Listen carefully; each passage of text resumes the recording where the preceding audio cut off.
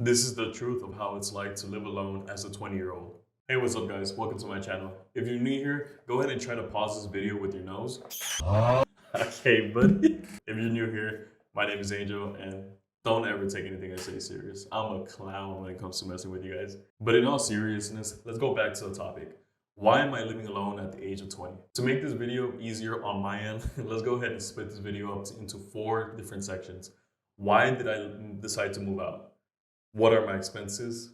What are my jobs currently? And what is my day-to-day life like?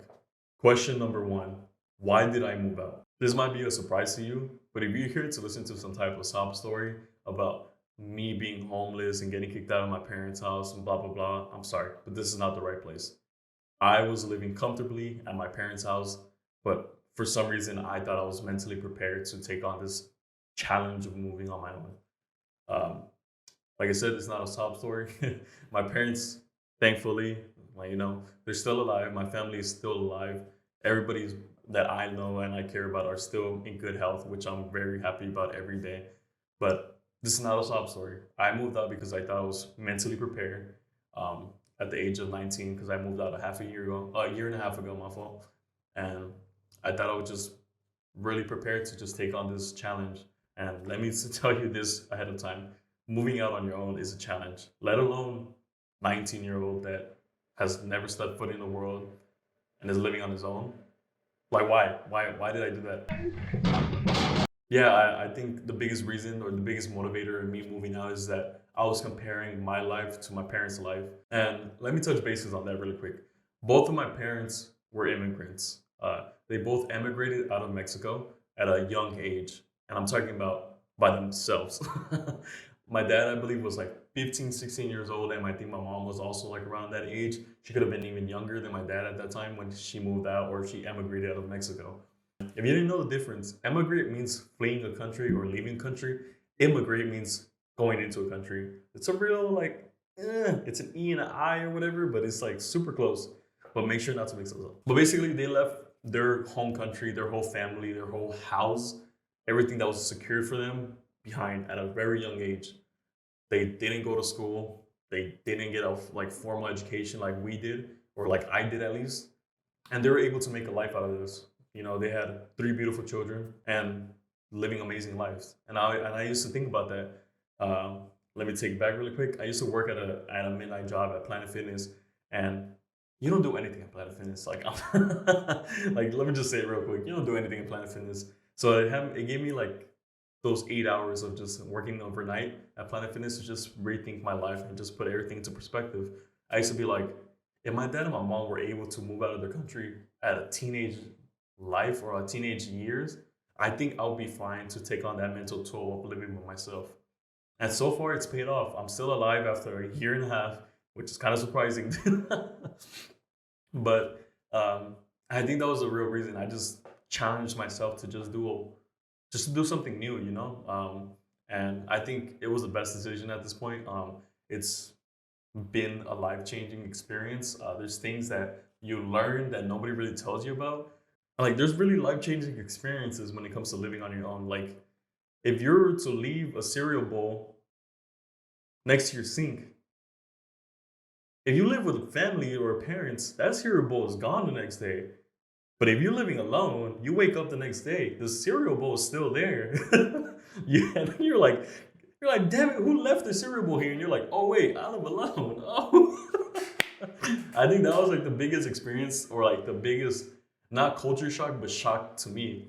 Like going from living with 5 people, 4 people, whatever, to by myself, it's such a big difference, such a big change. But yeah, so it's a really great experience that I'm still living through every day, learning things day in and day out. Like it's probably the best decision I've ever made so far. I know I'm 20 years old, I'm still young, but like so far in my life, I think it's the best decision.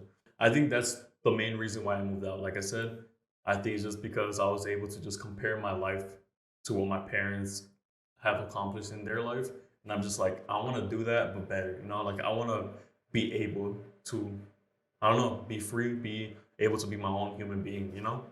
I don't know if that explains it right, but at the end of the day, I'm just a dumbass. So, all right, moving on to question number 2. what are my expenses? The number one biggest expense I have from month to month is my rent. My rent is gonna be $13.50. Somewhere around there. Sometimes it's a little bit more because I'm including gas and electric. It's gonna be anywhere, and Wi-Fi, I guess. It'll be 1350 to 1400 depending on how much I use. Especially in the summer when I'm using my AC, the bill goes crazy up. But it's around 1350 to 1400 a month. Now, my second biggest expense, you'll be surprised, is my investments. I get paid on a bi-weekly schedule, and I have, I think, 25% or something along that lines go straight to an investment brokerage. I always forget how to say it properly, but it's investments. I put around $600 every month into investments. I prefer anything that's paying dividends. Believe it or not, I I don't get paid like crazy amount of money, but $600 is very doable for me, and it's for me. I live alone. I don't have crazy expenses, so I prefer investing in something and start piling my money and just getting paid off. Just starting to accumulate my investments like that. So I put around, like I said, $600 a month on that. So what are we so far? I'm like $2,000 a month on just expenses. Uh, I guess investments aren't really an expense, but in a way, if you think of it short term, it is because you're losing $600 a month, but it'll pay off. Third biggest expense is my food. I strongly believe that your body is your temple, and if you don't believe that, that's fine. But that's what I believe. Whatever you put in your food is what you put are gonna get out in life. If you eat good, you play good. That's something I live by day to day. I try to meal prep. I'm almost like got a whole system going. And goddamn, like I know how to meal prep at this point. I know what I like to eat.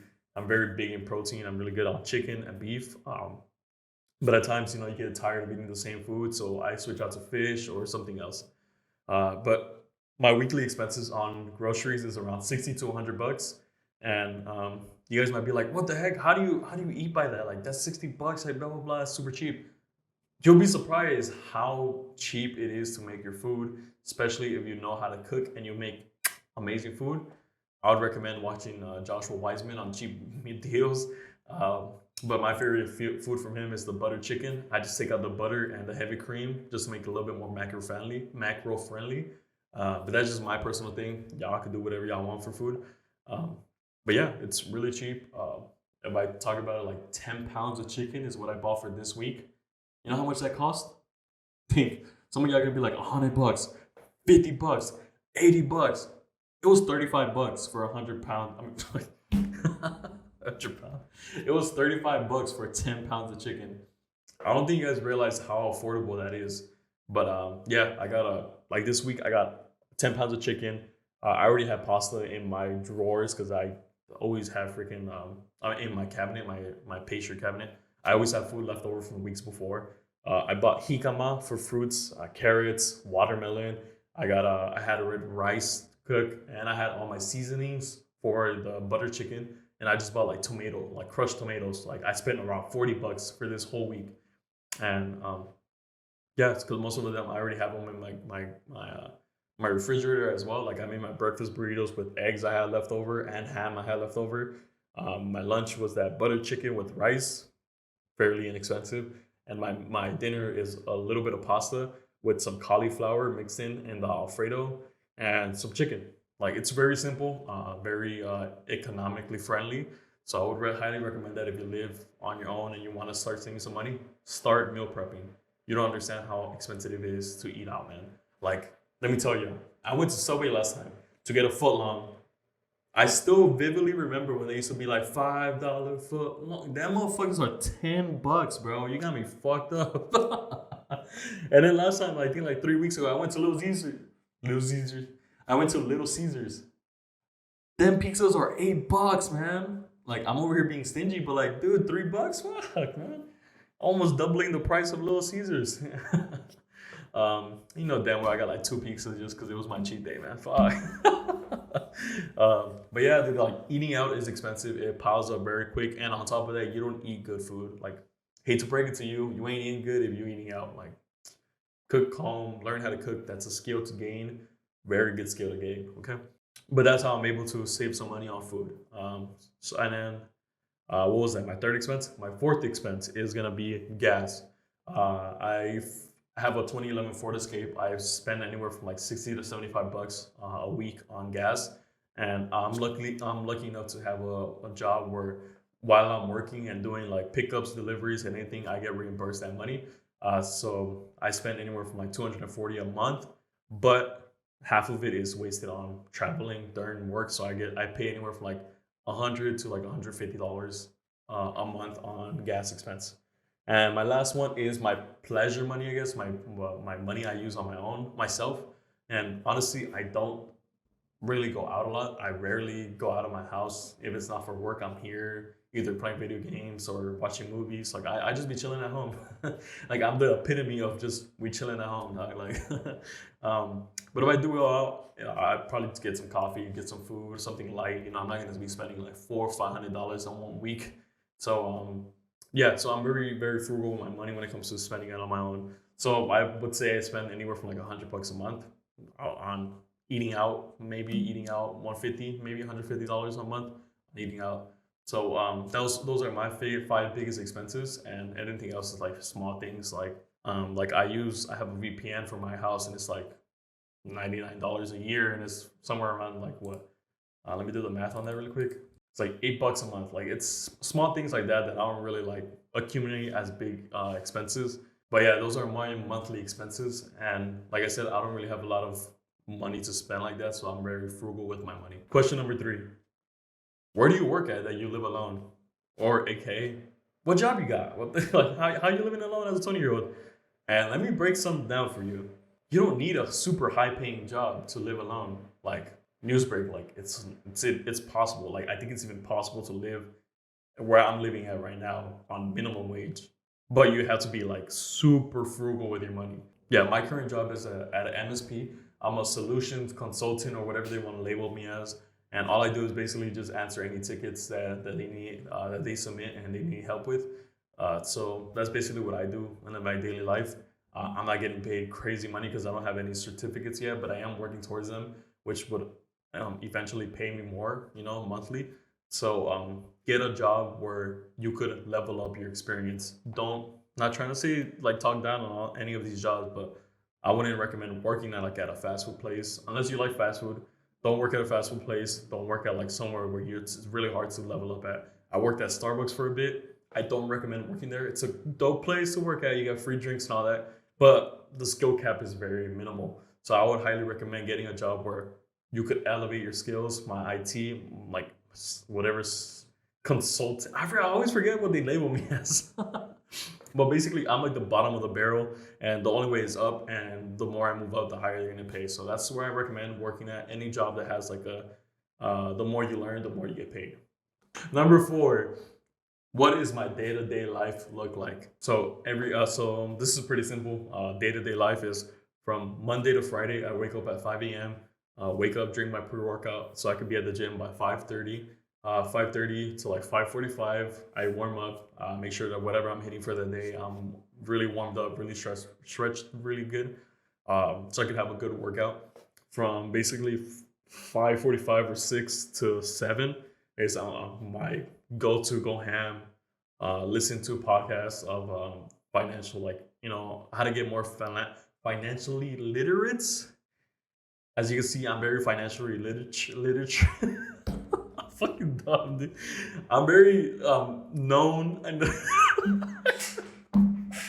what I'm trying to say is basically I have good money management skills, but I can't fucking speak English. That's what I can do. But yeah, I watch a lot of podcasts of when I work out. I'm listening to a lot of podcasts of like what's his name, Dave Ramsey. I just listened to this new guy. I forgot his name, but he's really good on like money management and how to level up your life, even if you're working a minimum wage job.